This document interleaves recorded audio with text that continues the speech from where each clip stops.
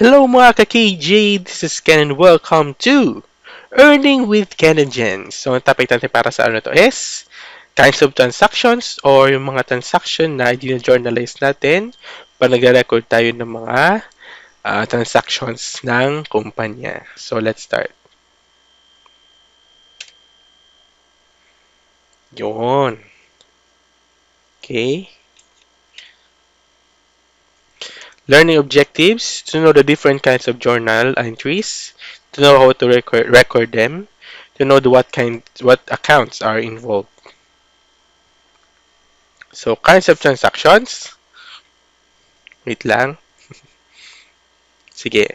Assets purchased for cash. So, ito yung mga pagjo-journal ng mga purchases ng mga company sa na using cash or ng mga assets ng company using cash. So, to journalize the purchase of an asset for cash, you would typically make the following entry.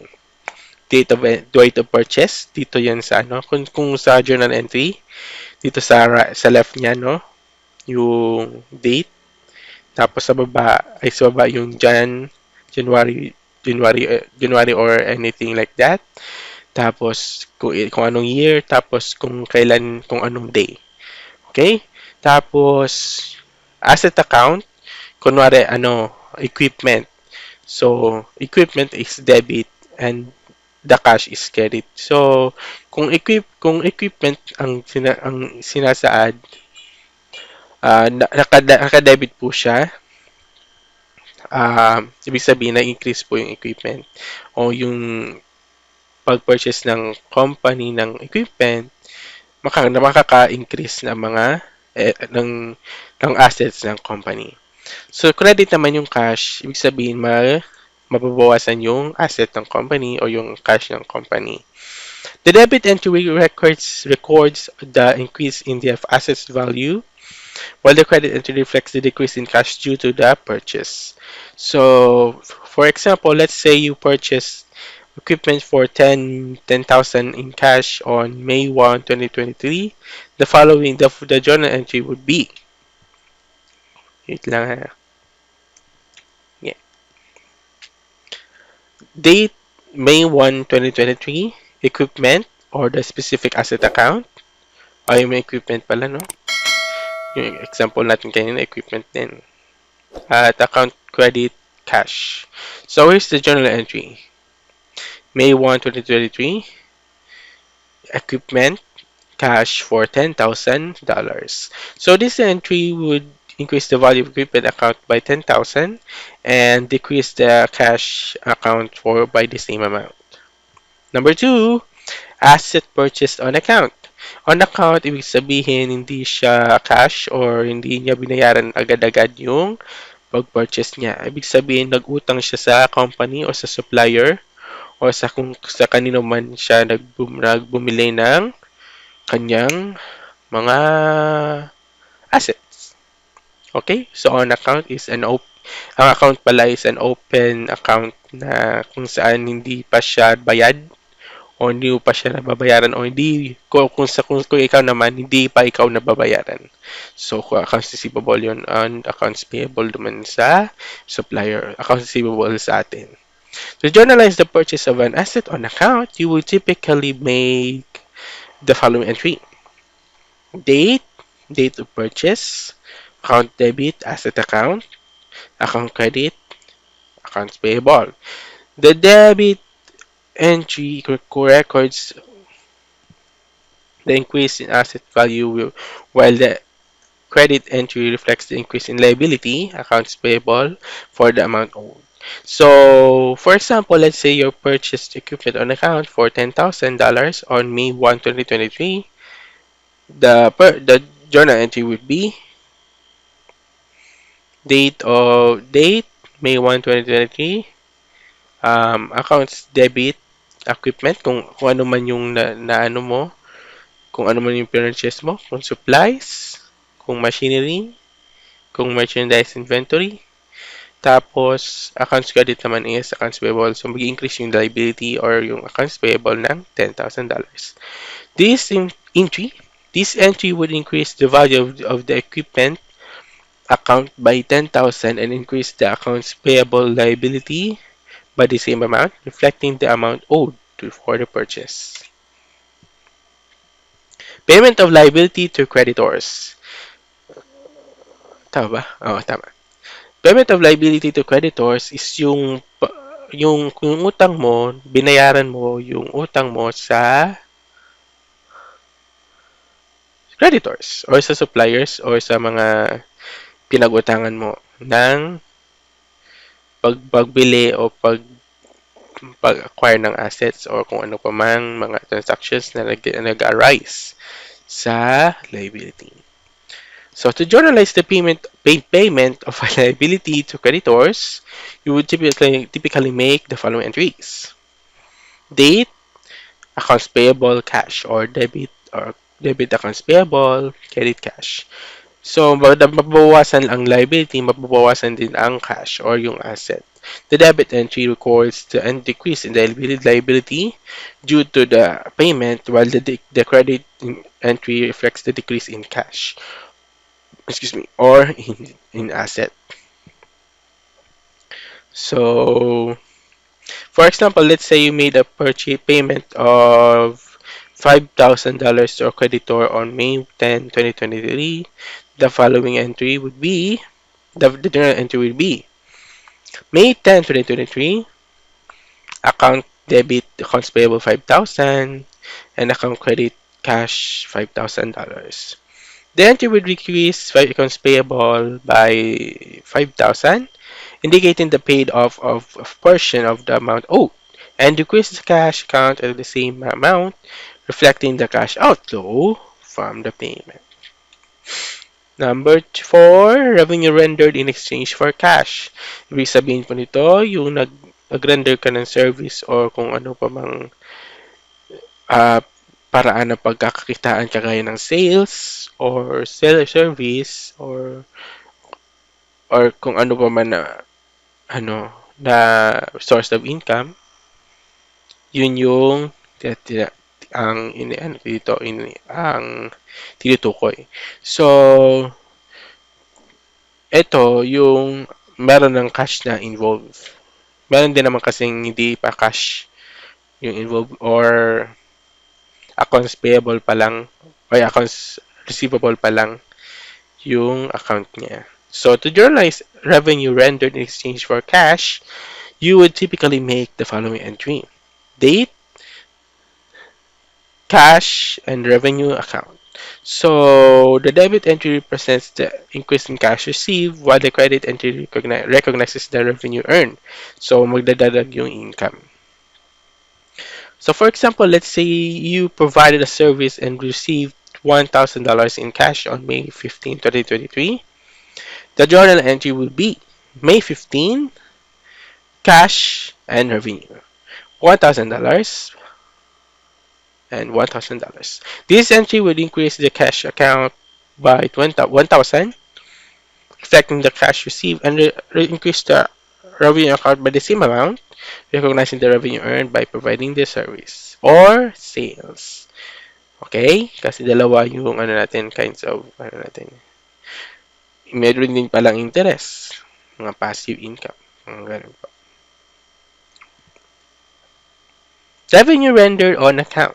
Ito na po yung sinasabi kong hindi pa siya cash na nag-service ka pero di pa cash yung na-receive mo or di wala ka pang na-receive na cash. So, accounts receivable po muna siya. So, to journalize revenue rendered on account, you would typically make the following entry. Date of revenue, recognition, accounts receivable, revenue account. The debit entry represents the increase in accounts receivable, indicating that you have earned revenue but have not yet received cash. So the credit entry recognizes the revenue earned.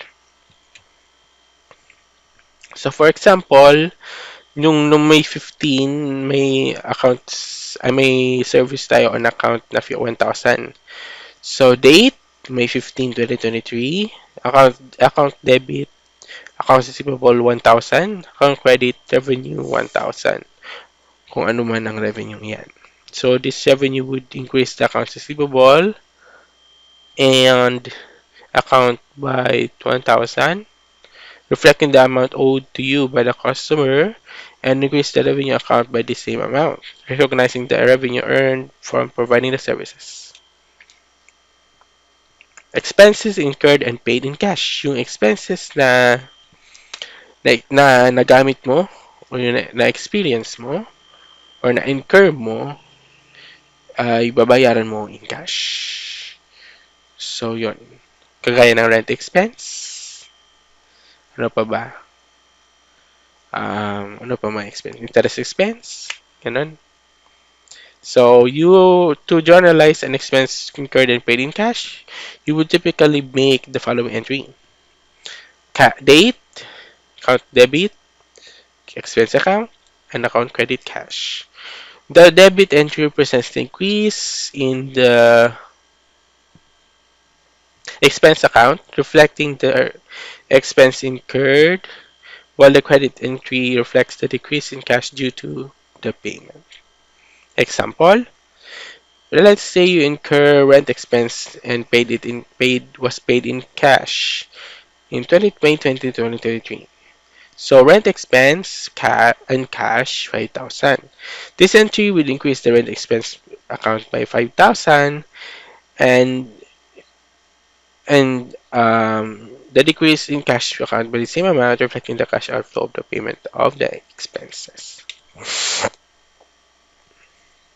Expense incurred on account. Ito naman yung mga na-incur mo na expenses pero hindi ka pa binabayaran ng account or hindi ka pa binabayaran. So, hindi mo pa pala binabayaran. So, yun po. To journalize an expense incurred on account, you would typically make the following entry. Date of expense, debit, expense account, credit, accounts payable. The debit entry presents the increase in the expense account, reflecting the expense incurred, while the credit entry reflects the increase in the liability accounts payable for the amount is owed. Basically, accounts payable siya. Pero, ang alam ko, meron pang iba mga supplies payable, utilities payable, mga ganun po. So, for example, let's say sa bagay, ano account naman pala ito? Let's say you incurred 500 in office supplies expense on account May 20, 2023. So, the journal entry would be office supplies expense and accounts payable, or kung hindi, supplies payable, pwede din naman po.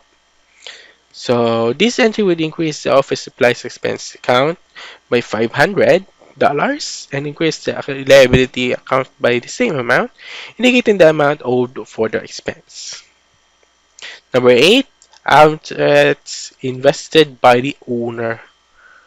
Ito yung mga investments ng owner natin, kagaya ng cash, computer, na inilalagay niya sa business as a capital para lumago yung business o para mag-take action yung business agad or para magkaroon ng foundation. Ganun. So, date of investment, yung entry niya is asset and owner's equity account. So, increase in asset account, reflecting the addition of assets to the business, while credit entry reflects the increase in the owner's equity as a result of the investment.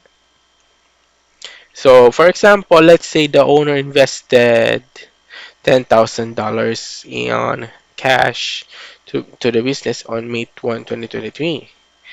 So, the journal entry would be cash or any specific account or owner's equity or capital account amounting to $10,000. The entry would increase the cash by 10,000, reflecting assets invested by the owner, and the increase in equity account or capital account or owner capital by the same amount, reflecting the increase in the owner's equity due to the investment. Number 9, assets withdrawn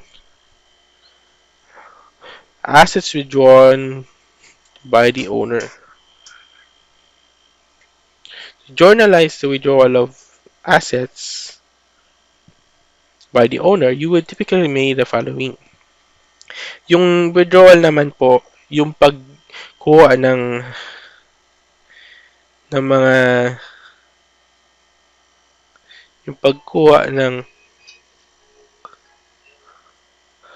ito yung pagkuha ng owner ng mga assets na galing sa business para sa personal use.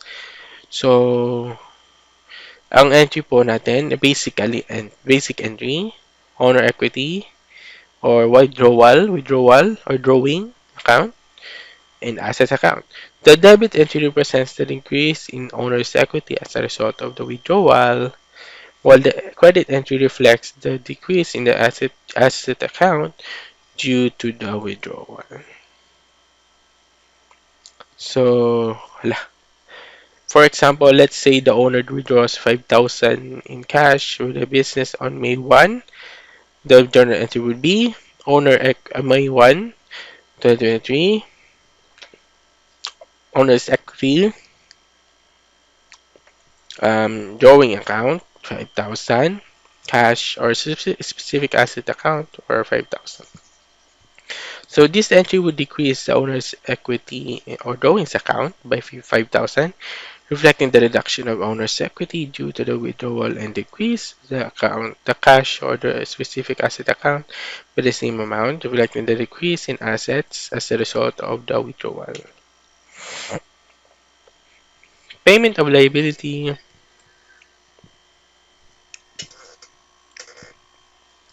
Payment of liability with another liability. So, parang ito yung tinatawag nila exchange na exchanging liability to another liability para ma-ensure na mababayaran yung liability. Ganun. To journalize the payment of a liability with another liability, you would typically make the following entry.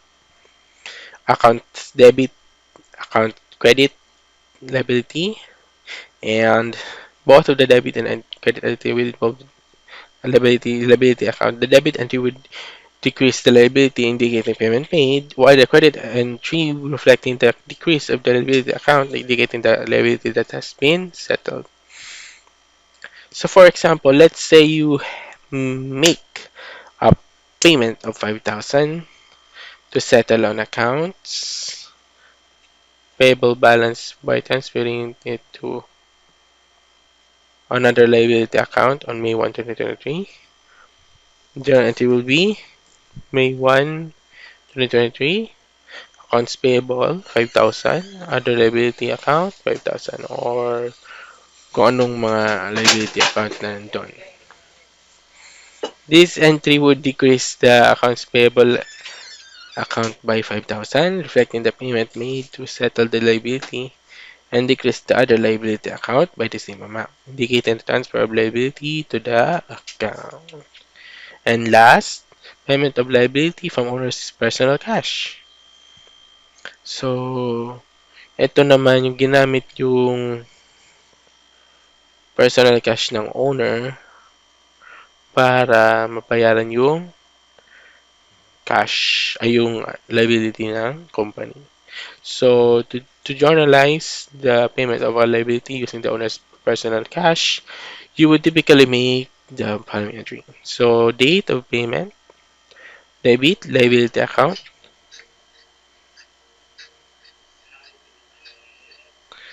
owner equity account,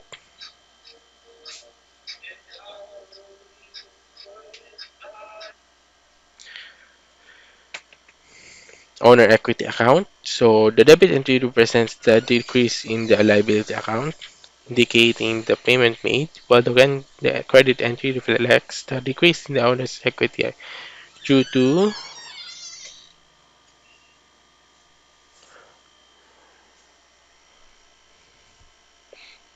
personal use of cash. So for example, let's say the owner pays 2,000 for of a business liability using personal cash on May 20, 2023.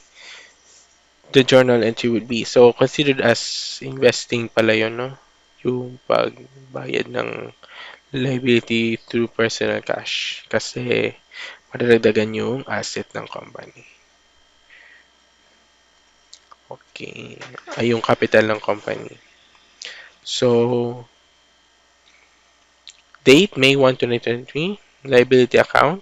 Debit liability account, 2,000. And credit owner's capital account, or 2,000. So, this entry would decrease the liability account by 2,000, reflecting the payment due to reduce the liability and decrease the owner's equity or capital account by the same amount, reflecting the decrease in the owner's equity due to personal use of cash. This entry would decrease the liability account by $2,000, reflecting the payment made to reduce the liability and increase the owner's equity, or capital account by the same amount, reflecting the increase in the owner's equity due to the investment of cash for the business liability payment. So ito po ang ating references, OpenAI Personal Communication and May 14, 2023. At ang book po na reference ko na di ko po nalagay dito is Harry Potter by James Christopher Domingo. So sana po ah, so napaka-useful po na book na yon dahil ito po ay Taglish. So, hanggang dito na lamang po ang ating vlog sa ngayon. Please do like, subscribe, and hit the notification bell for more updates galing sa amin ni Ate Jen. Sana po may natutunan kayo kahit konti sa ating vlog ngayon. Yun. Please do like, subscribe, and hit the notification bell for more updates galing sa amin ni Ate. So, that's it. Ito po si Ken. This is Earning with Ken and Jen. Earn with us, even in pajamas. Bye and have a good day.